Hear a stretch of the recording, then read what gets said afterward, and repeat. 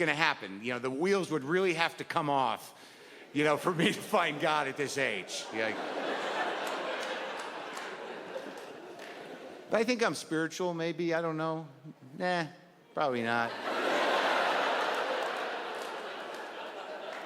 Like, when did this question become so popular? Like, I get it like 3 or 4 times a week. Hey, are you meditating? Do you meditate? It's like, what's happening? Why is everyone asking me that? Like, does that happen to you, or is it crazy? Like, are you meditating? Like, wait, are you guys part of the same team? Why are you no, I'm not fucking meditating. I know what it is, but I'm not doing it. I've done it. I did not get the desired results. I know how to meditate. I get, you know, you got to sit quietly and comfortably. Be mindful. That's another word getting way too much usage. Be mindful.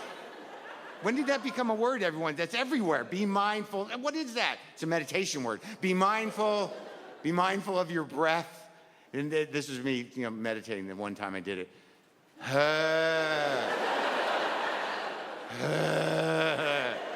Mindful of my breath. You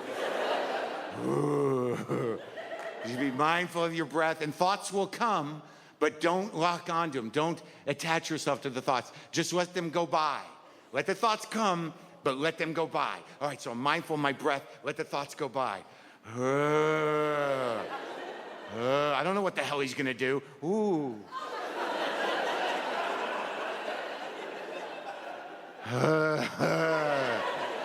I don't know how much time I have left. Oh, okay. My dad's an asshole. That one's not going by. That one's staying. But in all honesty, I got to where you needed to be. The one time I meditated successfully, I cleared my mind, I cleared my ego, everything was open. I hit that point of zen, and all I could hear was my breath and my heart beating. And right at that moment, I thought, this could fucking stop at any second. And I ejected right out of it, because that is not the desired result of meditation. I don't know how to have fun. How do you have fun? How do you guys do it? Like, I don't think I would have come to this show.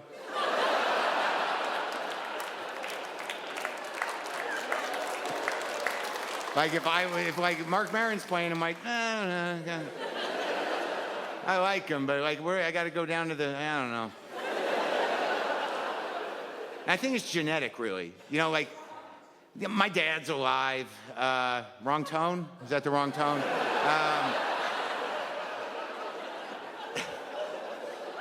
Wait, let me try again. I'm blessed to have my father still with us.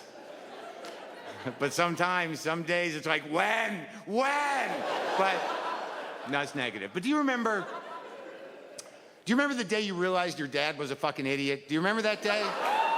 It's a pretty important day, because you spend a lot of time thinking, like, he's great, my dad's great, he's the greatest guy in the world, probably longer than you should. And then one day the fucking other shoe drops and you're like, holy shit, and when did he turn into an idiot? You know?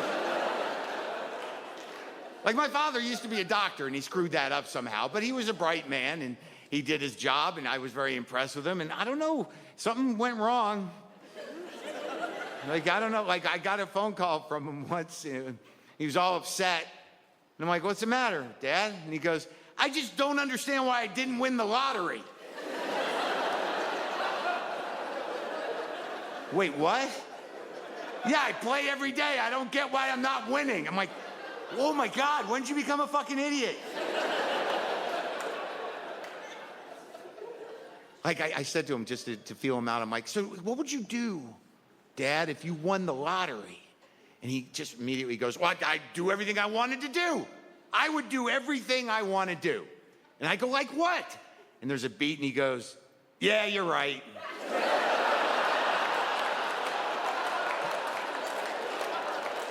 That quick? That quick? You did.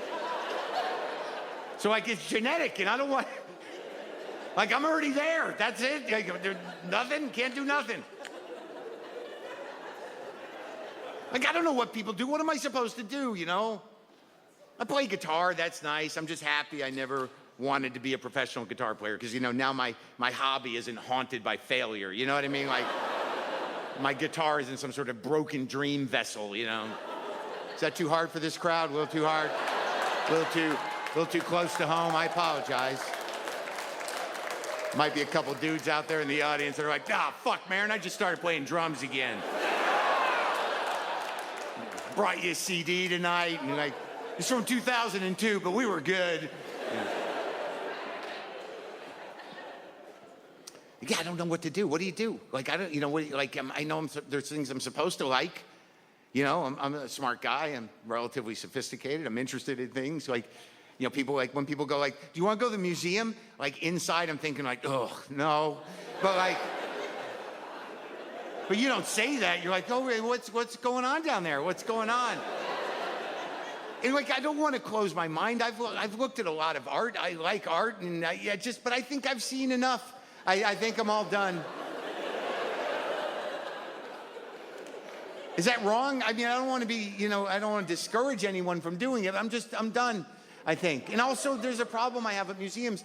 Like, if I go to a museum, like right when I walk in and get to the desk where you pay for the ticket, the donation, the suggested donation, like right when I'm putting money down, I'm just like, oh my God, I'm exhausted. I'm exhausted. I don't know what just happened. I'm exhausted.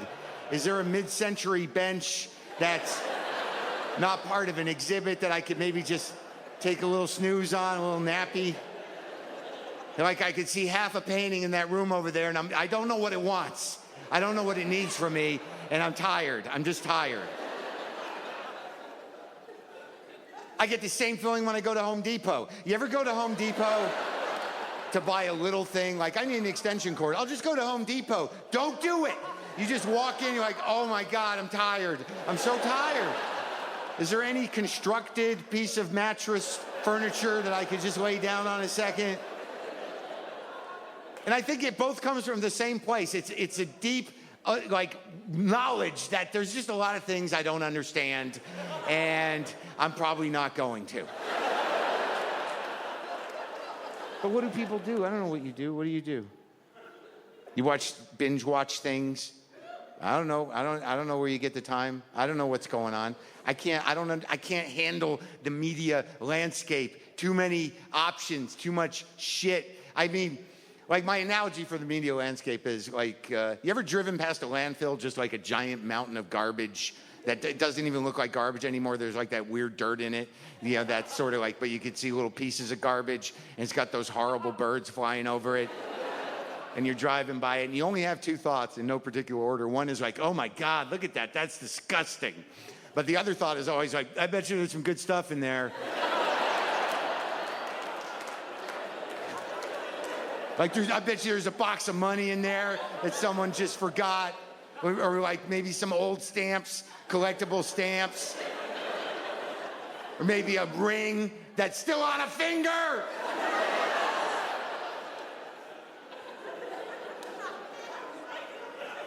That's sort of like the media landscape. You know, if you can find that ring on that finger. I mean, I oddly, you know, I'm old enough, and this is not an old guy thing, but it's just like, I remember when there were 3 networks, and that was okay. That was enough. Why is it like it is now? Okay, there weren't as many choices, and we weren't getting all the information, but we were all kind of on the same page, give or take a show or two. Right? I mean, now I've had people ask me if I've seen a show, and not only have I not heard of the show, but when they tell me where it's on, I don't even know what that is. When did that happen? Someone just comes up to you all excited. Hey, dude, are you watching Turd Journey? Wait, did you say Turd Journey? Yeah, Turd Journey. There's 40 episodes of Turd Journey on. Wait, Turd Journey? Yeah, it's not what it sounds like. Well, it kind of is, but it's about more than that. Turd Journey, you got to check it out. Where's it on? Oh, shit, you got to download Clomper. Do you have Clomper? It's an app for your phone or your computer. You become part of the Clomper community. You can watch all 40 Turd Journeys. And Savage Dicks. You ever watch Savage Dicks? That's on Clomper. It's not what it sounds like. Well, it kind of is, but it's about more than that. And there's like some Savage Dick Turd Journey crossover. It's hilarious. I'm like, wait, on Clomper? Yeah, you got to download Clomper for Turd Journey. Savage Dicks. Clomper? Yeah, Clomper. Oh, shit. They have Clomper docs now. They have Clomper docs. There's this one called 1 Out of 9 about this guy's cat dying. But it's not just about that. It's about more than that. It's about his cat dying, but it's really about him failing. It's pretty good. And it's got a surprise ending. Spoiler alert! Yeah, it turns out the cat gets better and the guy gets sick. Clomper docs. Clomper. I'm like, I don't know how much time I got left, man. I don't think it's gonna happen. I don't do things. I don't do stuff. I don't know why I don't do stuff. I kind of know why. All right, example. I got an opportunity to see the Rolling Stones. I was given tickets to see the Rolling Stones the first date of their last stadium tour, San Diego, right? The first day. I was given tickets on the field. And the day I was given those tickets, my first thought was like, fucking parking's gonna... That's gonna be a clusterfuck. Parking down there, an arena. Are they even equipped for that? Do they have lots? What's up down there? What? And my friend Dean was like, oh, we're going. It's the Stones. And I'm like, yeah, but I don't, all right. But then I had to examine, why didn't I want to go see the Stones? And there was like there's a couple levels of excuses. Like part of me was like, well, you know, Bill Wyman's not playing bass anymore, so they're not really the Stones. He hasn't played with them for 20 years. That's like saying, like, I haven't bought a Stones record since Brian Jones died. It's just not a viable excuse. So then I thought about it more and I realized, like, oh, you know what it is? It's because they're old. Now, I'm not being an ageist, right? I just didn't want it to be sad. I have a lot of belief and faith and love for the Rolling Stones. They are bigger than life. They're my favorite band. They've been there for me forever. They need to stay the Rolling Stones. I can't go to a Rolling Stones show and be like, oh no. I can't let that happen. I was concerned. I was actually concerned for the Stones. I'm like, I don't even think they should be doing it anymore. But we went. Dean and I went, parked on the 4th level of the structure. And we get down to the field, and everyone, there's people all ages. Dean's looking around, a lot of reading glasses out. There were guys older than me, guys my age, young people, because they're the Stones. Greatest rock and roll band in the world, mythic, the Rolling Stones. I think I was the only one there who was concerned. I'm like, I don't know how this is gonna go. I don't know. I'm a little worried. Everyone's like, yeah, and I'm like, So, I was really worried. So the opening band does their thing. Then they bring them out, the Rolling Stones, and they all come out, and I'm like, And so then there's Keith. Keith's doing a good job of being Keith at 72. His hair's natural color. He's not dangling shit from it anymore. He's looking good. He's doing a few of these.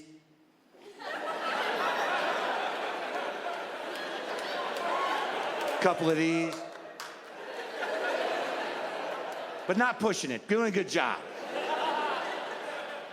From what I could see of Charlie, he's looking good. He's solid, gray hair, solid on the drums, looking good. Ronnie's a problem. Ronnie's a problem. His hair's dyed. He's running around. It's a little embarrassing, but he's the kid. He's 68, so I'm gonna give Ronnie a pass.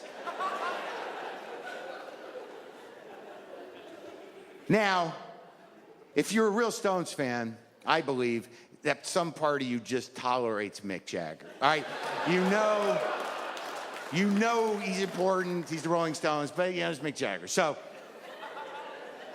when Mick came out, it was different. Like Mick comes out, and right away he's like.